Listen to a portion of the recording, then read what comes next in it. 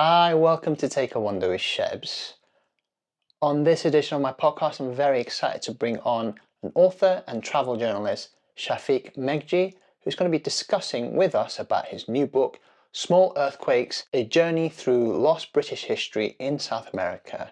The book explores the often overlooked, deep-rooted historical connection between Britain and South America, in particular Argentina, Uruguay and Chile. It delves into 5 centuries of shared history, showcasing how Britain influenced these nations, sparking wars, shaping identities and redrawing borders, whilst also examining South America's impact on Britain. The book is based on Meghji's extensive research, trips across the region, and features a wide array of historical figures and cultural legacies. You can support the channel by heading over to www.shebsthewanderer.com and hover over to the store tab and click.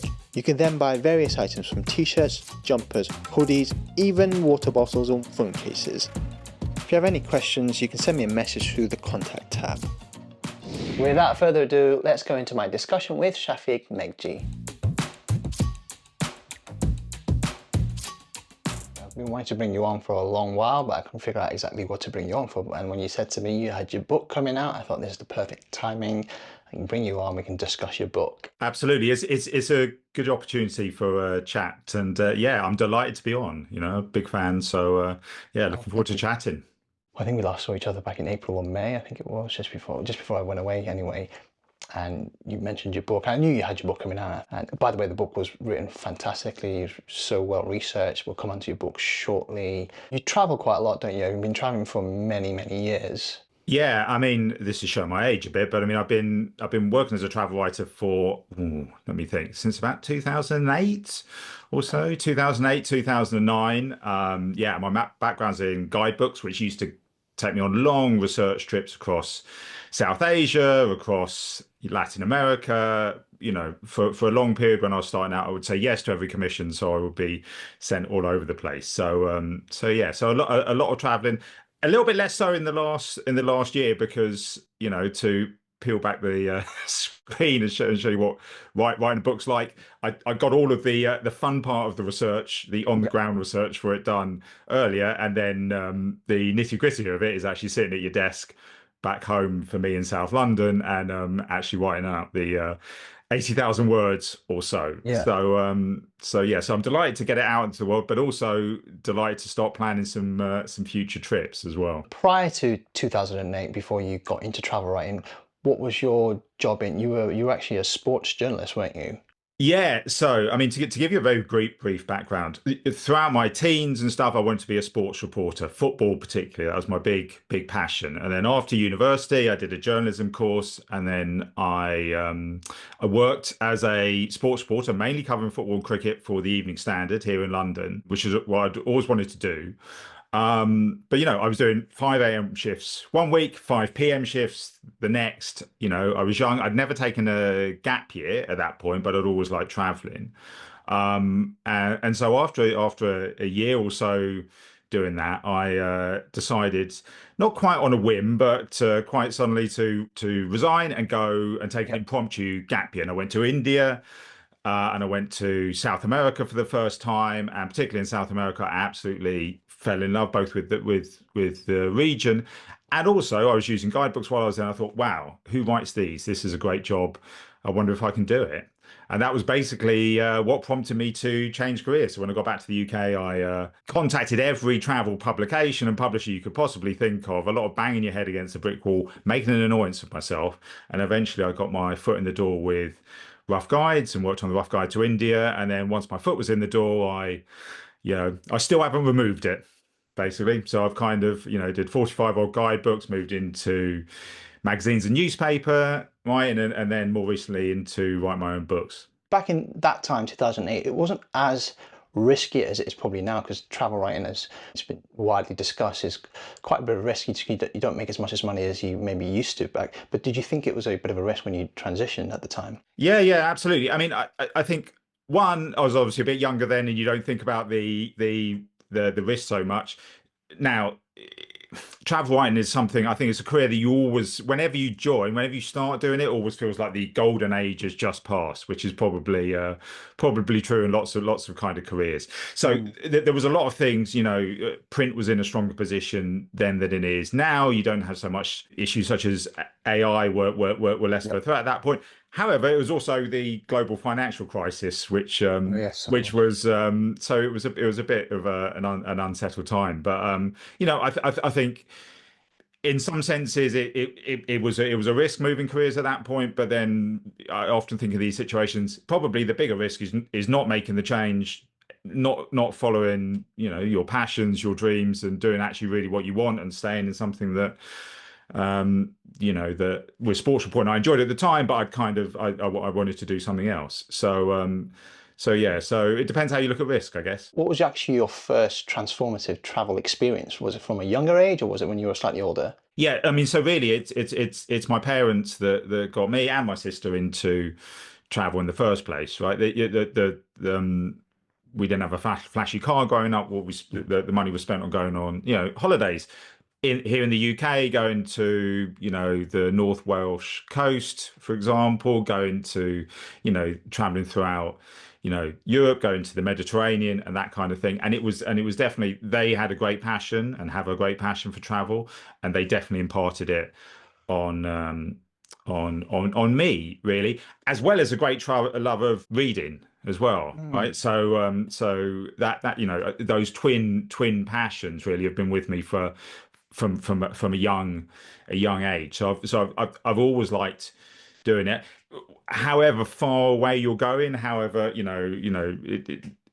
just going away on holiday, Mm. traveling, experiencing different cultures, seeing different lifestyles and that kind of stuff. Thing about travel itself, you learn more about yourself as you said when you went away, you wanted to transition into travel writing. And also, by the way, when you when you transition, it's about really tweaking your writing style, isn't it? Because obviously you're doing reports for football, and by the way, I'm aware you're a Liverpool supporter, so that's not a great thing. But I'm a Manchester United supporter, as we've discussed. But it's just literally just transitioning your style, isn't it? And picking up a couple of things here and there from the editors. Yeah, well, I'm happy to maintain a diplomatic silence on recent football results for the benefit of you, Sheb. But no, no, you're absolutely right. I mean, I think a lot of the skills that I learned as a sports journalist and as a news journalist, which how I started out, set me in really good stead, gave me a really good foundation for becoming a travel writer. Because of course it's all about writing for what publication you're writing for, what's the audience, what do you get across. But there's also, you have to be aware of what makes a story, what's going to grab the reader's attention. So there's definitely when I made that transition, I did I had to adapt my writing style, of course. And there was a lot more, now in travel writing there's a lot more first person pieces, very different to writing a football match report 10 p.m. on a Wednesday after a European, a Champions League match, for example. But the fundamentals of good writing, I think, are translatable to whatever medium you're working. If it's travel writing, if it's book reviews, if it's news reporting, and so on. It's having a good eye for a story, knowing who your audience is. And keeping them engaged. And you also had to work on quicker deadlines. Obviously, if you're writing a story about a football match that just happened, you have to get it out there, don't you, as soon as possible. So whilst you were watching the match, I'm assuming that you would have to write up some of the stuff. Yeah, yeah. I mean, so if you're writing a match report, let's say you're covering like a weekday 8 p.m. kickoff, and you're writing for the next day's paper.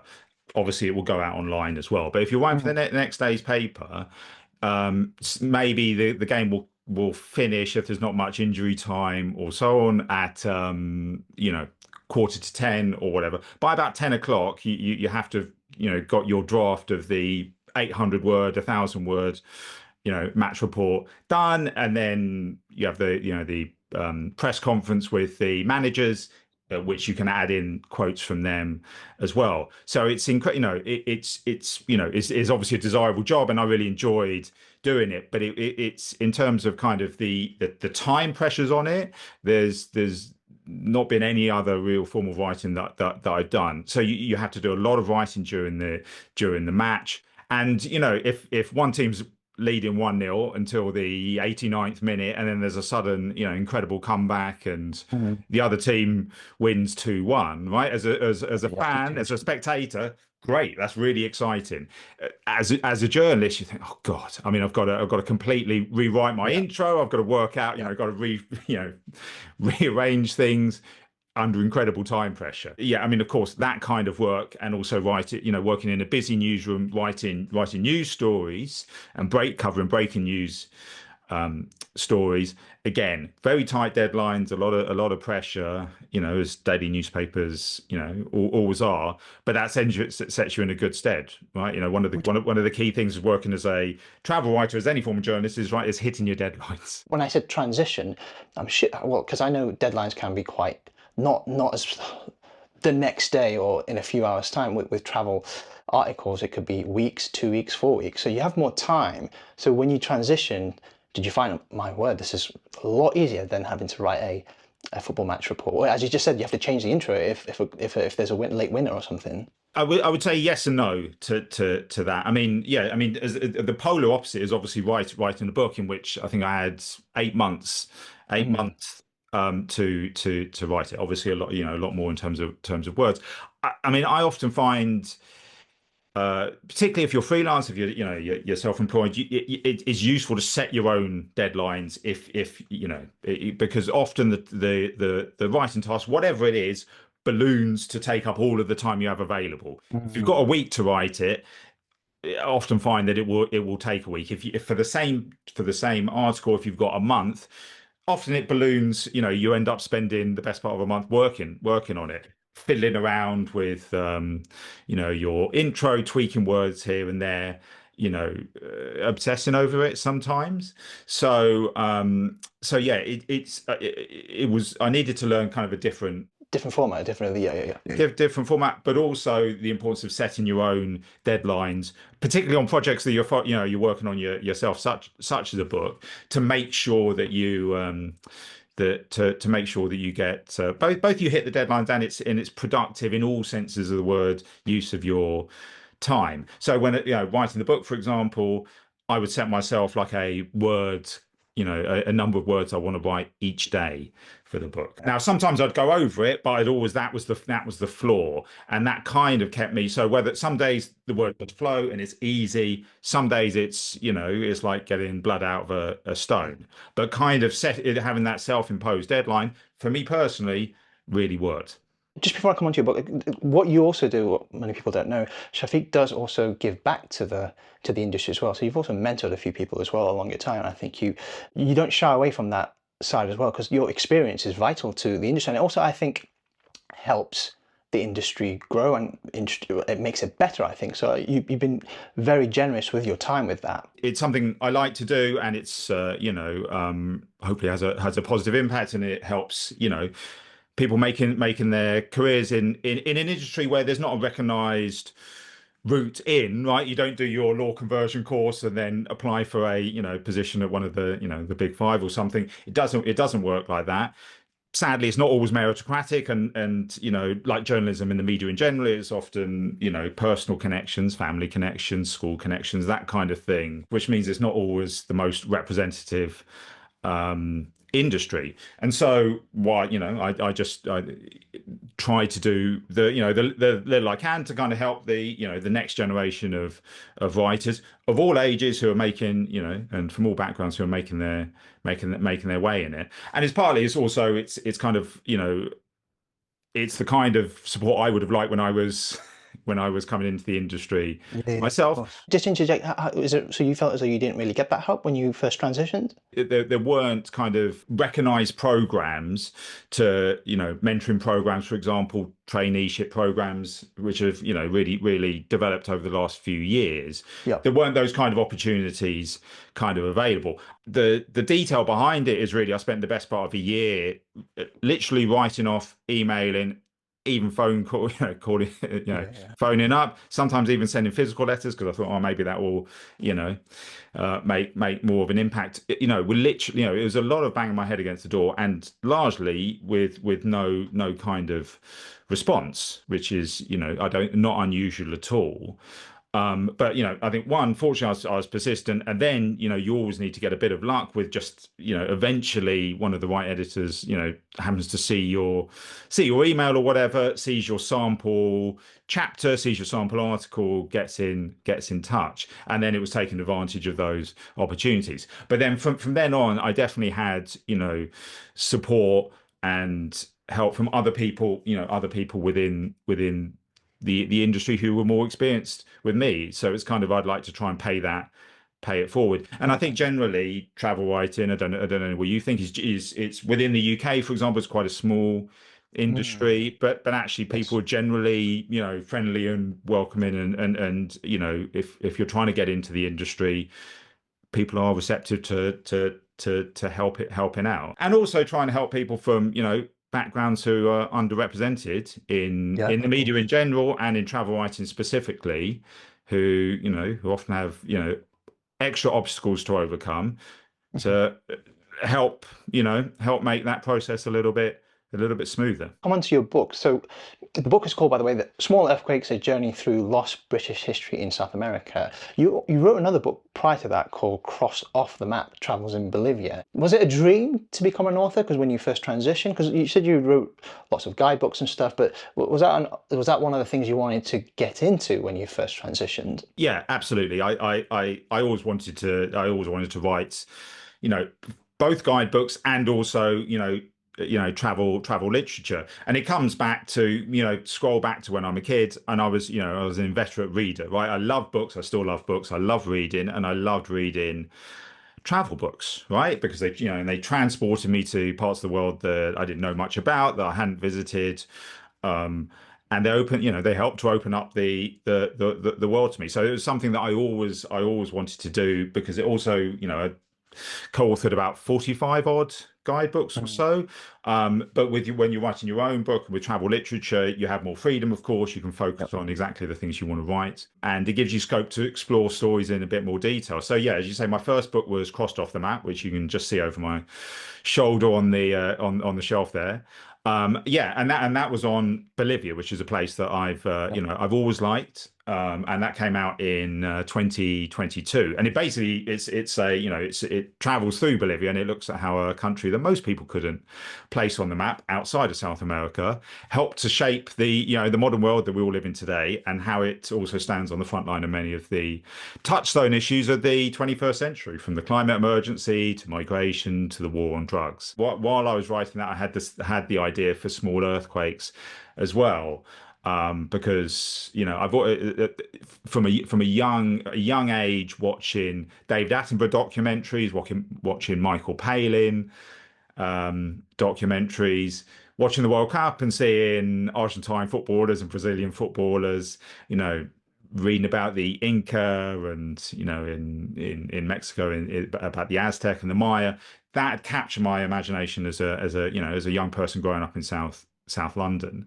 So I'd always had an interest in it, but it's a place that, particularly in the UK, but generally in the English speaking world, is underwritten about. So coming on to the small earthquake, why was it so important to write about a book where you uncover sort of the rich and unexpected history of Britain's deep-rooted ties with South America? What was it that really enticed you? With my travel writing, I'm always looking at underappreciated parts of history and improbable connections that people might not expect. And that was really what gave birth to small earthquakes. Over the last 15 years or so, traveling throughout South America as a travel writer, living in Buenos Aires as I Mm, did a few years ago as well. Everywhere I went, I kept finding these unexpected British connections. I'd never learned about them in school. I didn't see any representation of them in popular culture.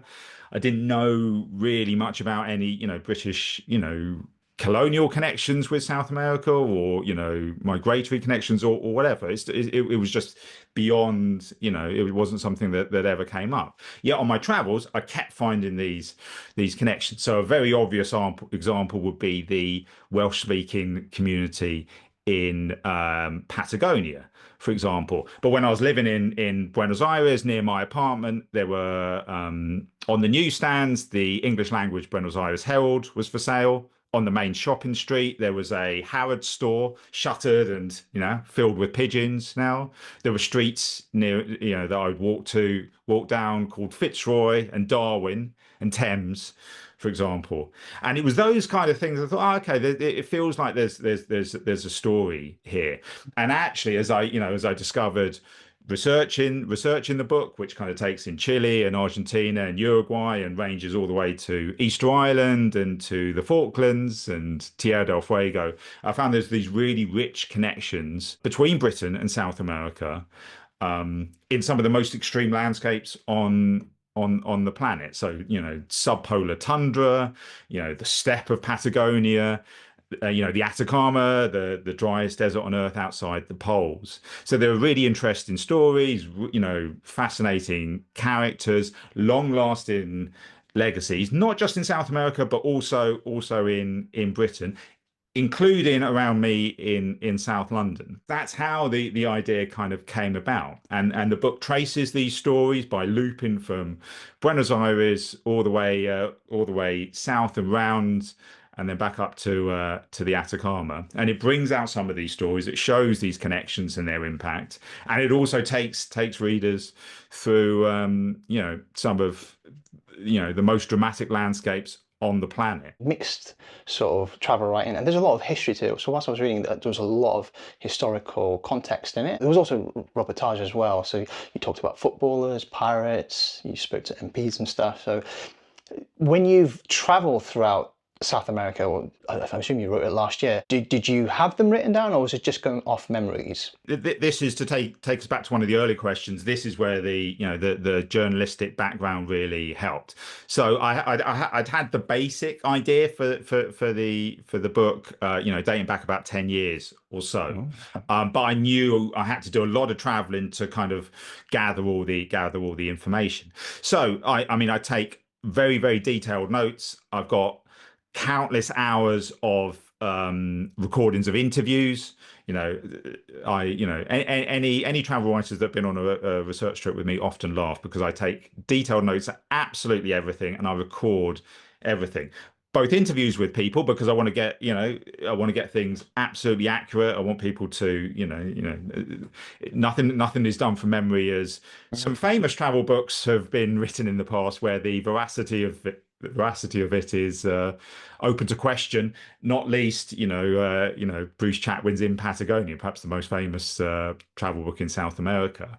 So I've taken very, very detailed long interviews, contemporaneous notes, and that's combined with lots and lots of archival research. I mean, I won't spin the camera around to show you the absolute piles of books that I have, kind of dating back pretty much 500 years or so worth of materials, and I've kind of gathered them together and picked out the most interesting points and pulled them into the narrative of the book. What sort of surprised you whilst you were doing your research and when you had to jot it down on a paper? I think the best types of articles and the best types of books are when the author's perhaps gone in thinking one thing and then through the course of research has been surprised themselves. So I was constantly surprised throughout the course of the research about the depth of the connections between Britain and South America. When I thought, oh, maybe there's just a few individual stories kind of dotted around that will make a good book, and actually it was a very kind of rich and entangled history. So to take Tierra del Fuego, for example, the southernmost part of South America, very, very strong, British connections to it. The first non-indigenous settlements in that region were founded by British missionaries. Puerto Williams, the southernmost city on Earth, barely 1,000 kilometers north of Antarctica, not connected by road to any other part of Chile, is named, Williams. The clue is in the name, is named after one of the many Britons who travelled over to South America to serve in the navies of the countries of South America as they were fighting for their independence, and then in the decades afterwards. On the Argentine side of Tierra del Fuego, there's an incredible ranch called Harborton, which is named after a village in Devon, and that's the oldest ranch, the oldest sheep ranch in Tierra del Fuego, founded by a British missionary who founded the first non-indigenous settlement in the region, and it's still owned by the same family today, and it's an incredible setting on the Beagle Channel, surrounded by mountains frosted with snow. And it really feels like you're at the end of the world. So it was finding the rich history, and really the extent of the connections in these far-flung locations, right? So that's somewhere that feels a long, long way from home. But actually, there's all of these ties that link all of us here in the UK to this part of the world. I found your book to be, as I said, very well detailed. You can tell you've done the research. You can tell through the author's writing anyway. So I congratulate you on that. So when people pick up this book, what do you think will be a lasting impression once they've read it all? I think hopefully it'll appeal to a variety of different audiences. If you're really interested in the history, there's lots of that for you there. If you're not so interested in the history and you're just interested in South America and you're looking for like a classic travelogue, there's lots of that kind of stuff in the book. If you want to get a sense of what it's like to hike up a extinct volcano on Easter Island, the remotest inhabited place on Earth, to see the incredible Easter Island statues, moai. If you want to wander around crumbling whaling stations that have been occupied by all kinds of marine creatures on South Georgia, you've got that. If you want to travel through the otherworldly landscapes of the Atacama Desert, and if you want to hike up the Dientes de Navarino, which are one of the last gasp of the Andes in Tierra del Fuego, as I did, and get to the summit and look south and think, wow, there's no one between me and the South Pole. There's lots of that kind of